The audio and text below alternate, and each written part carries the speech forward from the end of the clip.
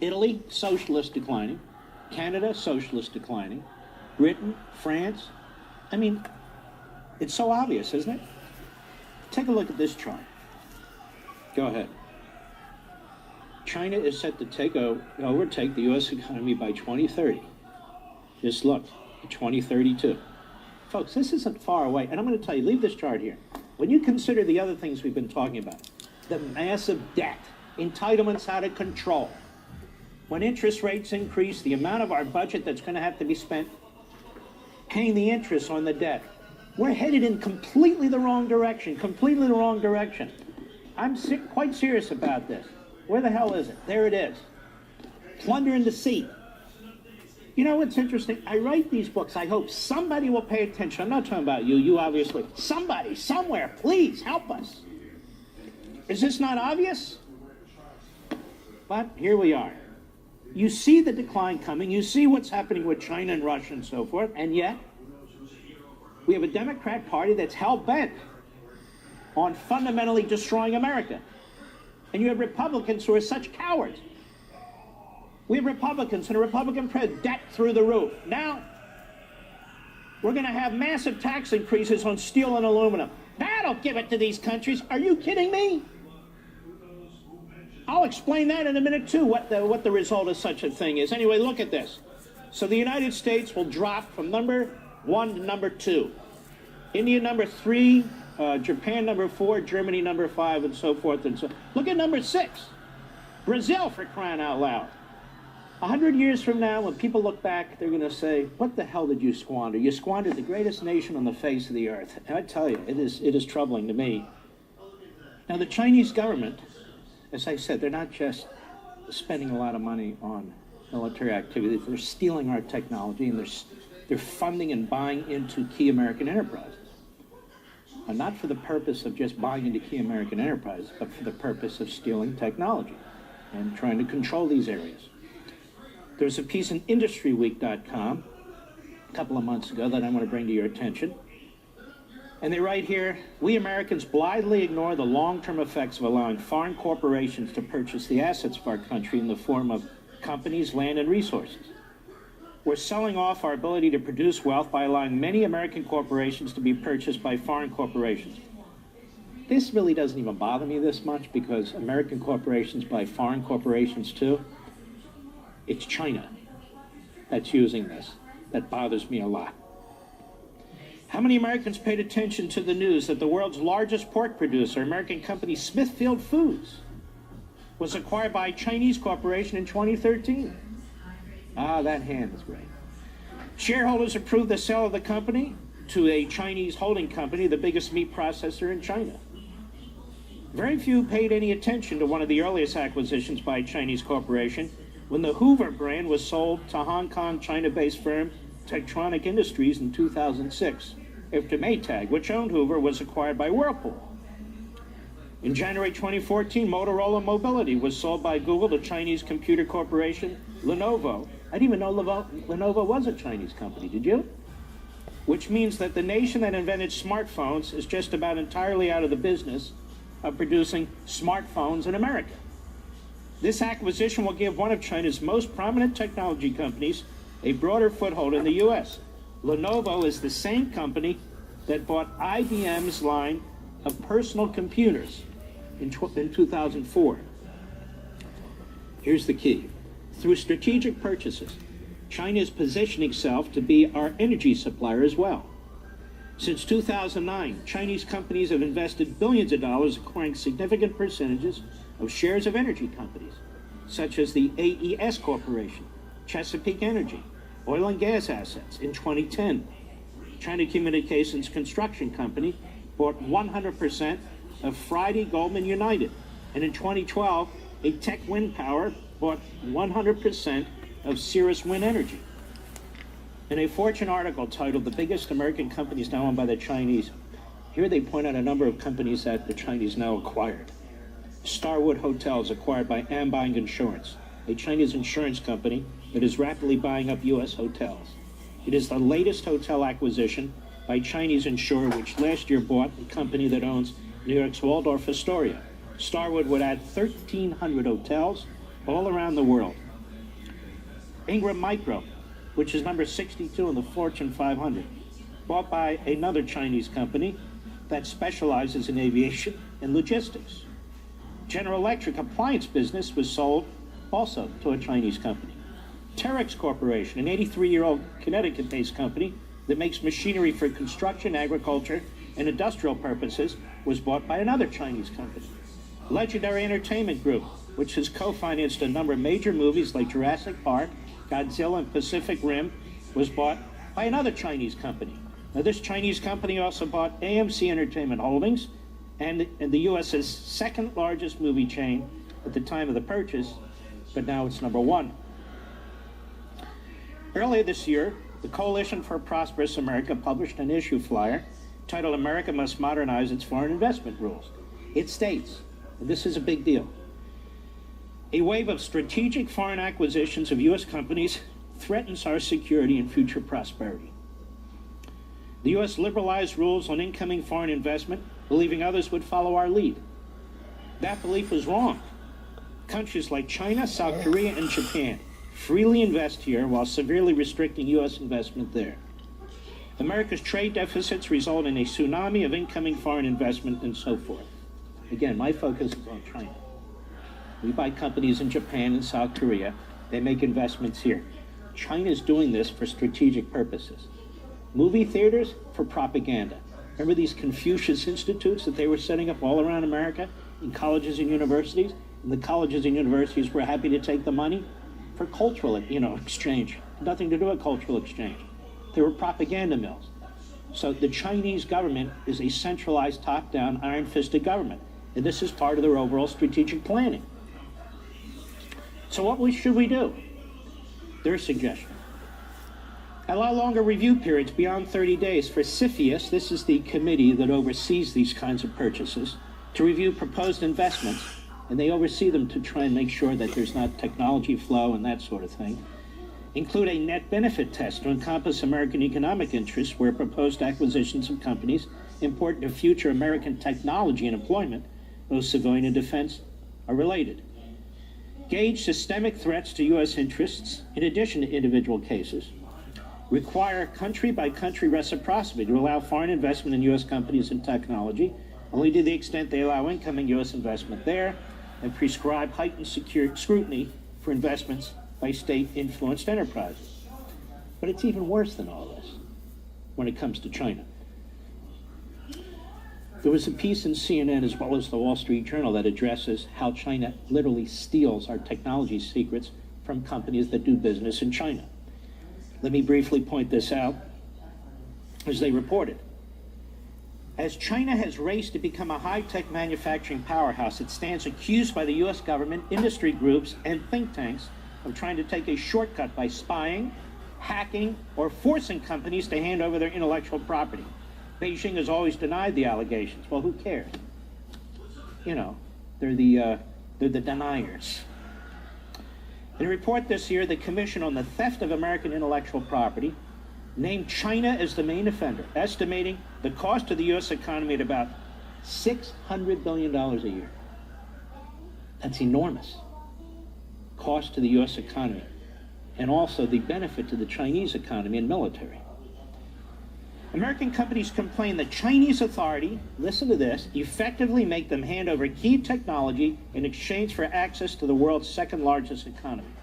Chinese rules require foreign firms who want to enter certain industries such as energy, telecommunications, and automobiles to form joint ventures with local partners, which often results in the transfer of technology to the Chinese companies. They're forced to join into these local partnerships, and the Chinese part of the partnerships steals the technology. Beijing also strongly encourages global businesses to carry out research and development activities inside the country. In the past, Apple has announced plans to open R&D centers in 4 Chinese cities. Last month, in order to comply with the new cybersecurity rules in China, it said it was setting up its first iCloud data center in China in partnership with a local Chinese firm.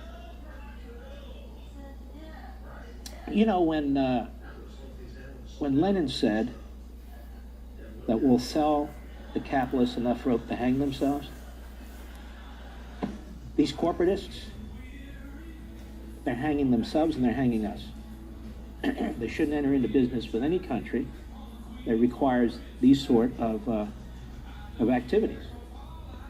Amazon and Microsoft already have local partners for their cloud computing services in China. So the Chinese are stealing it from Apple, they're stealing it from Amazon, they're stealing it from Microsoft. This is how did they come this fast in such a short period of time on our backs? Beijing has other ways of getting its hands on valuable commercial information. Officials often insist on taking a close look at technology that foreign companies want to sell in China. Chinese government authorities jeopardize the value of trade secrets by demanding unnecessary disclosure of confidential information for product approvals, the American Chamber of Commerce in China said in a report published in April. Some experts say that handing over technology has effectively become a cost of doing business in China, a market too big for most companies to ignore. Let me explain something. In the United States, we have what's called an export regime that involved two agencies, the State Department and the Commerce Department. Exports for basic material, even low-level software, low-level technology, and so forth, go through one department, typically Commerce, and then the more high-grade stuff that could cause the United States problems goes through a more thorough scrutiny involving the State Department. Now, I'm well aware of this, having at one point worked with a technology company. There is constant pressure by American companies to downgrade the assessment that the technology that they want to transfer, it's called technology transfer. All of this is technology transfer, that they want to transfer to these countries, including adversaries and in some cases enemies. There's a constant pressure to loosen the rules. Now, I don't know what took place during the Obama administration, but let me suggest to you they loosened the rules, as they did whenever it came to our national security interests. But the point here is we are handing over hundreds and hundreds of billions of dollars of decades worth of technological investment and progress to a regime that has as its purpose to choke us off militarily and economically. The reason we have these export regimes because it's understood that it is in our national security interest of the people of the United States to make sure these kind of technologies do not wind up in the hands of governments like Red China. So what they are doing and what China's doing is they're going around our backs. So they'll open a business in China. You heard what they do. Okay, you must go in partnership with a local partner. These are government businesses. And then they steal the technology. And so, at least theoretically, you haven't bypassed our export limits and our export regime, right, of technology. So these companies that are doing this, in my view, and I'll say it, are un-American. I read these articles about free traders. Something's wrong with these free traders. The free traders is, we don't want pure free trade. These are stupid articles. We don't have free trade. We have less free trade and less free trade. When we're dealing with a country that has as its purpose to defeat the United States through cyber warfare, through economic warfare, and they don't play fair, I don't believe in free trade with that country. That's not about wages. It's not about, the export-import deficits and so forth and so on. That's irrelevant. If you understand economics, basic economics, that doesn't mean anything. That's absolute nonsense. But when it comes to American national security, I'm concerned. And when you put tariffs on American steel and aluminum and drive up the cost to the United States military and drive up the cost to the American consumer by this broad-based attack,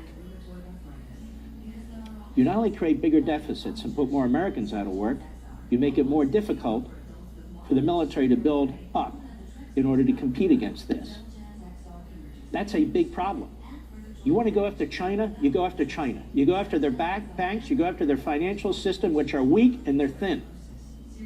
You want to go after China militarily without firing a shot the way Reagan went after the Soviet Union? Then follow the Reagan plan. Encircle them with friendly nations, allies. They don't have to share our form of government. You encircle them. You assist in arming them. You limit their ability to expand.